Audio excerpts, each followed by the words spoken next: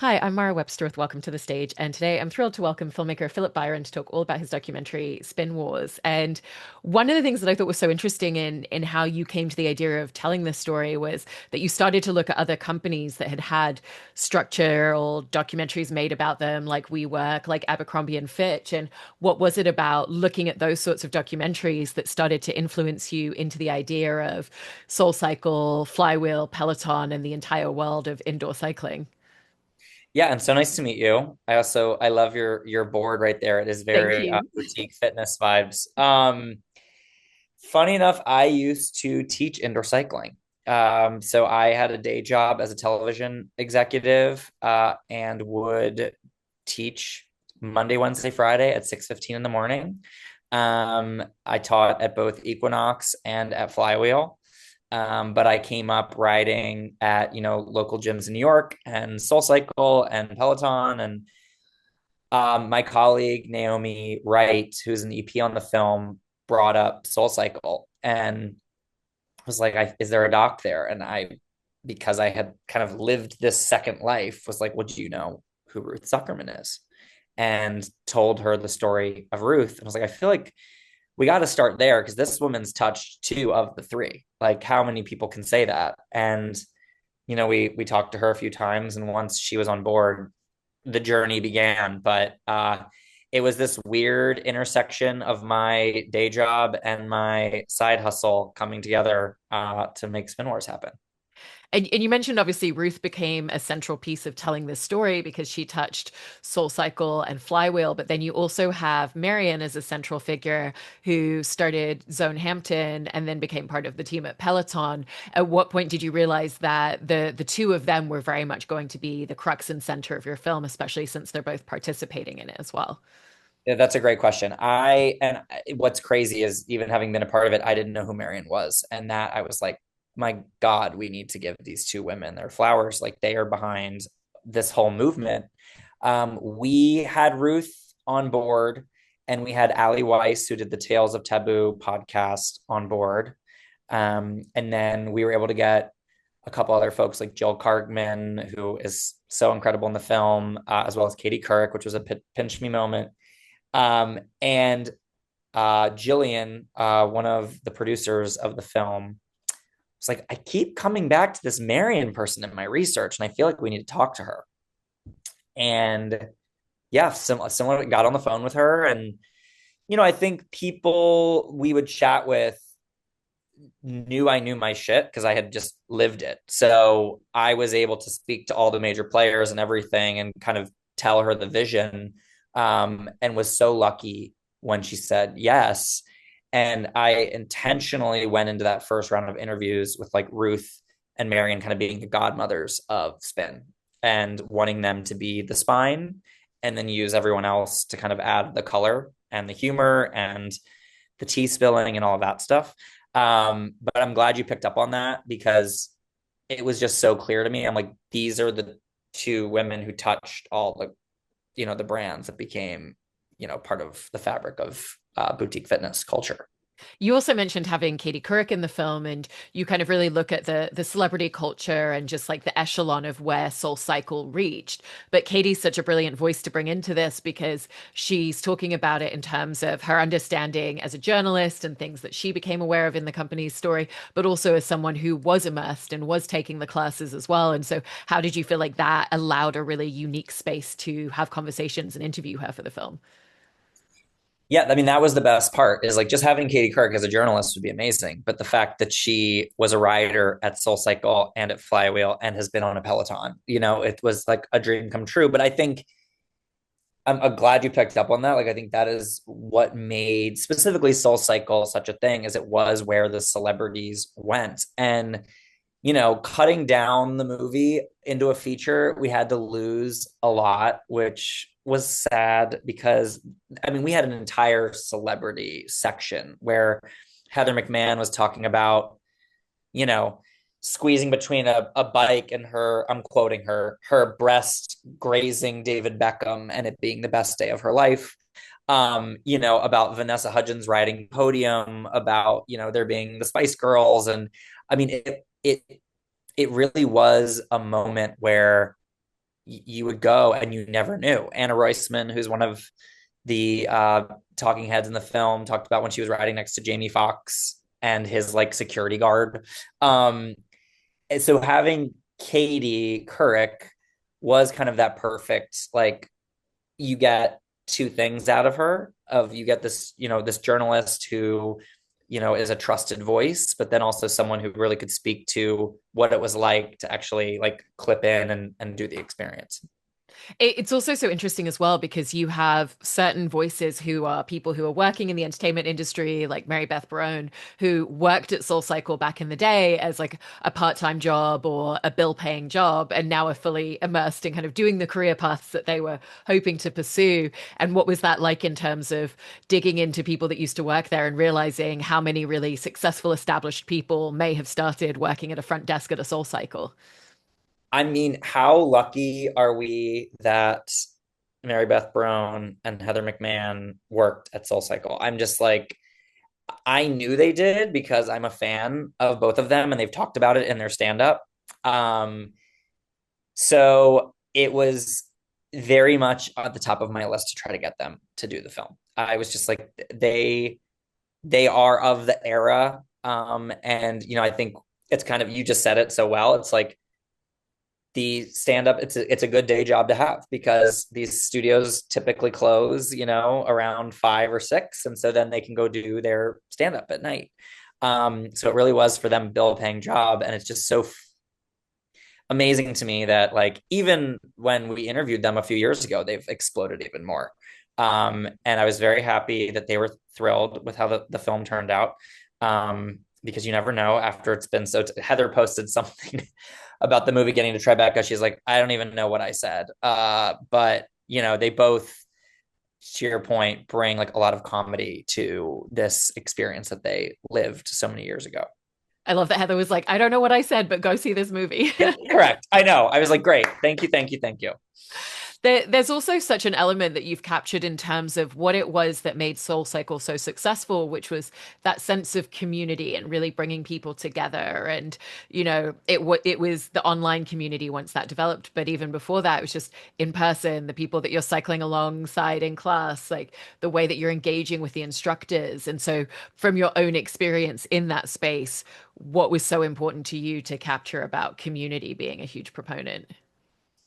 Yeah, I always had this interesting experience where I never fully like dove into the community of any of these places. And I don't know why that is. I think it's just because I enjoy a variety of workouts personally.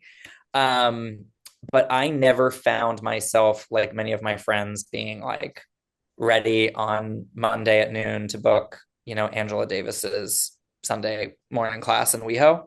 Um, so I just feel like I had this interesting perspective where I witnessed it through my friends, and then teaching gave me a completely different perspective around community. Because one thing I found to be so interesting, I was very fortunate. I had a day job with benefits. I was doing it for fun. Like I was doing it because it was kind of for me a creative outlet. Like you're putting on a mini show. I met a lot of friends through it, got basically beer money to work out, which was fun. Um, but when I figured out that weird line of, oh, you get, and this isn't the case for every place, but a lot of places, you get paid more based on how many people are in your class. And are these authentic connections? If I'm like, hey, come, it's a weird thing because it's like, well, do you actually care about me and my well-being, or are you just wanting me to come to class because you're going to get an extra, couple dollars? And I always thought that was a weird just theme, I guess. There's not many. I mean, I guess sales in general is that, but it's just different when the sales is like you're selling this experience and this vibe and you're calling people out and trying to create this connection with them. And I think we got into that of like that line that can get blurred because again, the space you're in, people are wearing tank tops and shorts and sports bras, and it's just already this very vulnerable place.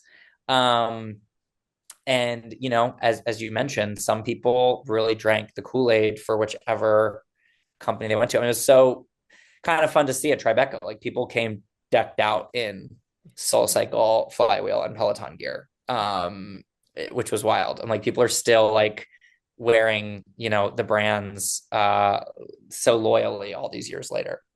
With the instructors as well, you also explore that there did become a hookup culture with some of them because they would be very revered and kind of put on a pedestal, and there was a lot of behind the scenes drama, but also some drama that played out in public because of that as well. And what was it like researching and discovering that through sitting down with people who started to tell you some of those stories and looking at some of the media coverage from the time?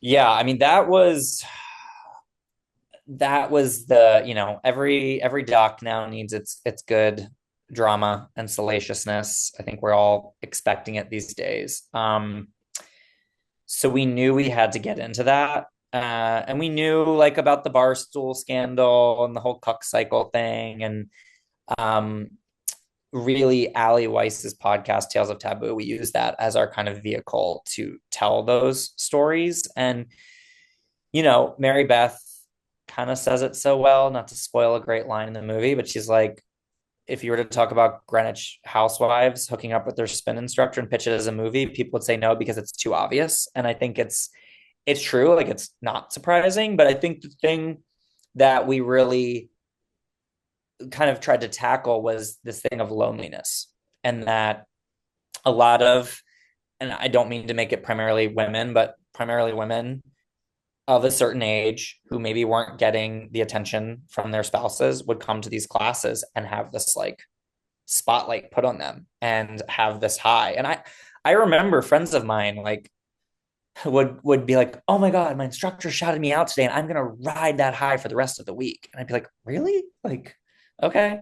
But everyone's different. And some people need that encouragement. And it's not surprising that that line would get crossed because at the end of the day, like it's a certain type of looking person up on that podium. And then a certain client is striving, and this didn't end up making into the cut, but the whole idea of like front row culture was a big thing that we did, where like you're striving to be in the front row. You want to be on the beat and like seen as the best in class. And like how what takes you to the next level is actually like, to your point, hooking up with that person. I mean, that's like, I guess for some people, the ultimate success is like, I bagged the instructor. And, these corporations wouldn't necessarily address it because typically the instructors who were successfully doing that were the ones who were bringing a lot of money for the company. And that was one of the things, we really did address in the film, is that kind of corporate acknowledgement of, is this okay or is it not okay? Because you also address in the film the fact that there was this celebrity adulation towards instructors, and it was very much marketed and branded like that for consumers and people who are taking the classes. Because it wasn't just, oh, you're going to come take a class Tuesday at 2 o'clock. It was, you're going to take Sarah's class, you're going to take Luke's class, and you're going to really kind of connect in with them. And what did you discover beyond kind of what you were even aware of the way that that became such a central piece of the marketing, because it kind of goes back to what you were saying about trying to build these interpersonal connections with instructors as well.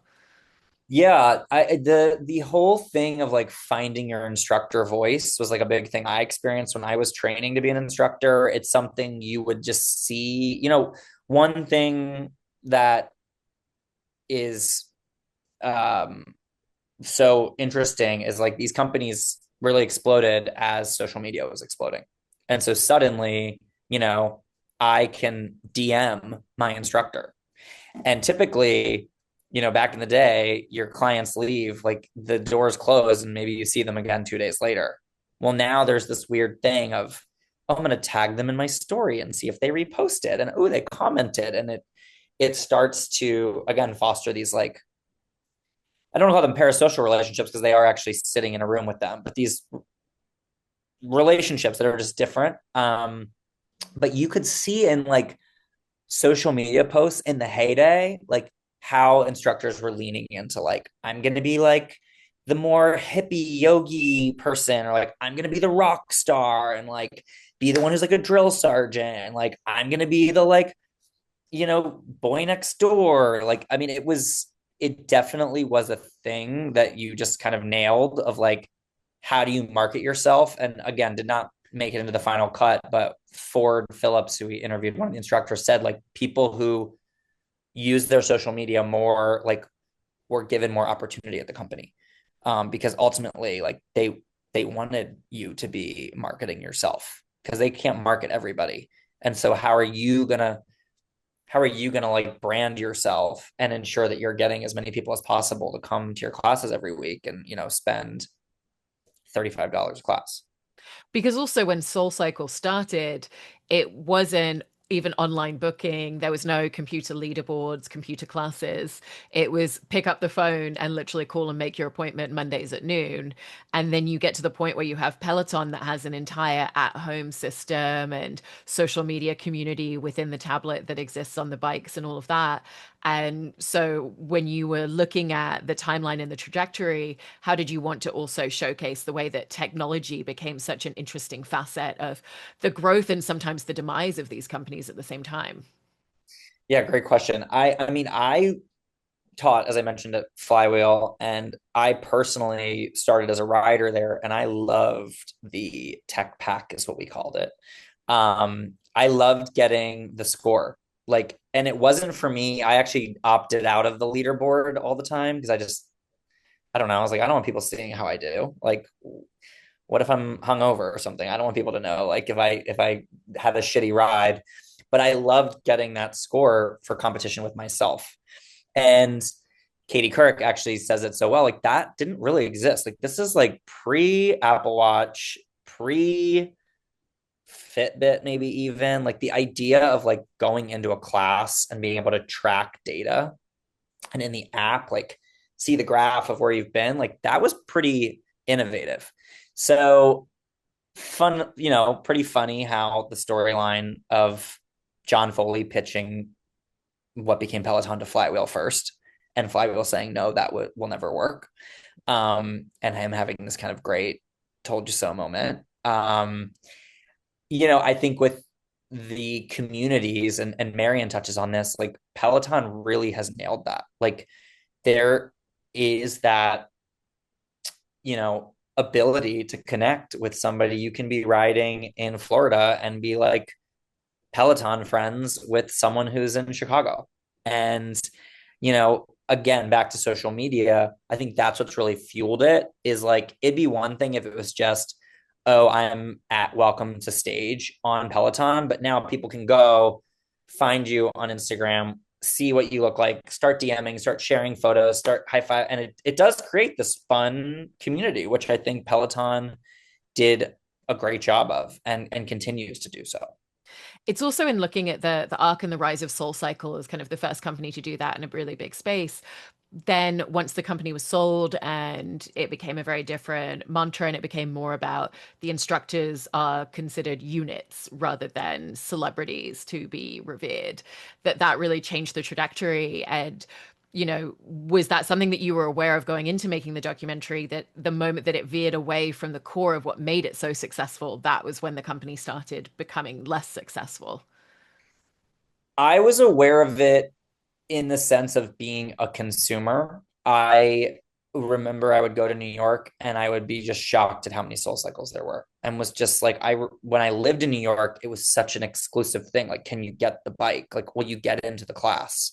And then living in LA, like they started popping up a lot. And then even when I was at Flywheel, they were popping up all over the place. And, again, it's kind of addressed at the end of the film, but like corporate greed and just like growth. And Alex, who's the journalist from Vox, who wrote How SoulCycle Lost Its Soul, says it so well at the end of the movie. He's like, why couldn't your handful of studios making $50 million a year be enough? Why does it need to be $1 billion? And I think that I was very aware of. What I was not aware of is from the inside perspective of people at SoulCycle, like Paige talking about how that trickled down to the front desk, and how, even Mary Beth talking about like it just became all about money. And she's like, which make, she says it makes sense. It's like, it's a business, but like it stopped being about like the community and the ride and the vibe and like this whole like soul culture. And it just became much more about revenue. So while I knew it, sitting with it and like working out how to tell that story to me was really illuminating, because I think that speaks to just a lot of different businesses. We're seeing it in media right now with every freaking company gobbling each other up to like be bigger. You see it with restaurants. Like, I'm from Baltimore, Maryland, and there's like now these two restaurant groups that are like gobbling up every mom and pop restaurant. And it's kind of sad, because like I think that's what people buy into, is something that is authentic to them. And in that case, it might have been SoulCycle. And then once you have this bigger parent company, like it's going to lose something. I mean, Marion very much foreshadows it at the beginning of the film. Of She had Zone Hampton, and it was this thing, and she goes, and I didn't know how you could authentically replicate that. Which I think is again, a great foreshadow to what ends up happening in the movie. Yeah. And lastly, given the fact that you charted, approximately 20 years of history within this space and this fitness world, what was really interesting for you to see in terms of where it sits now? Because SoulCycle is still in existence, but it's kind of past its peak at this point. Flywheel obviously filed for bankruptcy, and Peloton had such an incredible rush, especially in 2020, 2021, but their share prices have now dropped as well. And so what has been interesting for you to see about where all these companies and where this landscape sits at this point? Yeah, and even, last week, the current CEO of SoulCycle stepped down, and this week SoulCycle announced they're closing another, it's 6 to 10 studios, which the timing is very odd. And I've been sent these videos by so many people of just like, this is crazy. I think there's just so much choice now. And, um, you know, ClassPass to me was kind of a big part of that in 2015, where suddenly you could, go to any boutique Pilates, hit, yoga, rowing, whatever. And I think people now know they don't have to do one thing all the time. And then honestly, cost. I mean, everything is so expensive right now. And when I was in New York for Tribeca, I went to a Barry's class, and it was 45 freaking dollars.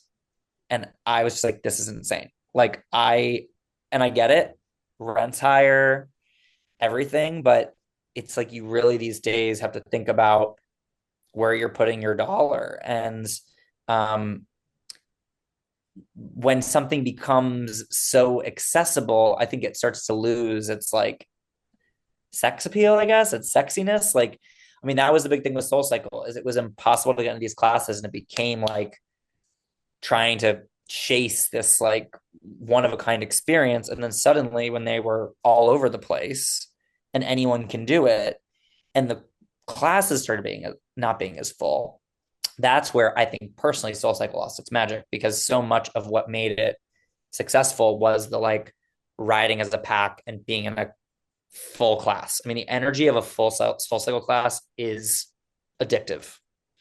And so when you go to, I went to a class a couple years ago, and there were like 7 of us in there. And look, I've taught to a class of 7. It's not fun as an instructor. But it's also not fun as a rider, because you're just like, I could be sitting on a bike at a gym for $10. Like, I just paid all this money, and like, it doesn't have that same energy. So I think that's been the biggest thing with Peloton, or with SoulCycle. With Peloton, it's really hard for me to say. I mean, even my sister-in-law today said she's buying my spoiler. Hopefully my brother doesn't see this before Father's Day. She's buying my brother a Peloton for Father's Day, and was like, it's so cheap, and the person, it's never been used. So I don't know what to say about Peloton. I think the people who have them still love them. But to your point, like, they hit their peak when everyone was kind of stuck at home. Yeah, no, it's so fascinating, and it was such an interesting film to watch. So I'm so glad that you made it. Thank you so much for talking about it. Thank you for your great questions. I appreciate it.